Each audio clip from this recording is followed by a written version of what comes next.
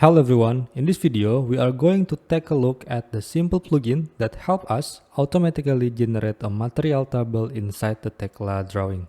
Let's start it again from the scratch. I remove it. First we open application and component tab in here and we can see this plugin. This is created by me and I click.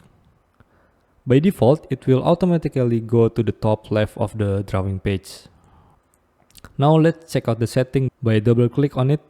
You will see few parameters we can play with. First, the position. We can change to the top left or top right. Let's change to the top right and modify. As you can see, it automatically changed to the top right.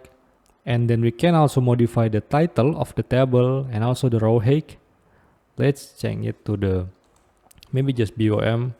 And then the row height, I want to make it more like 10. And modify. Okay, great, like this. And also there is paging feature in here. You can set how many rows you want to show in each table. By default it's 4. For example, let's change it to 2 and modify. And as you can see, now it split content to the 3 table and each of these tables showing only 2 rows, including the total on the very right side. If you need custom behavior or want this table modified to fit your workflow, I can help you to build a version that matches your requirements. And feel free to reach out if you are interested. Thank you for watching.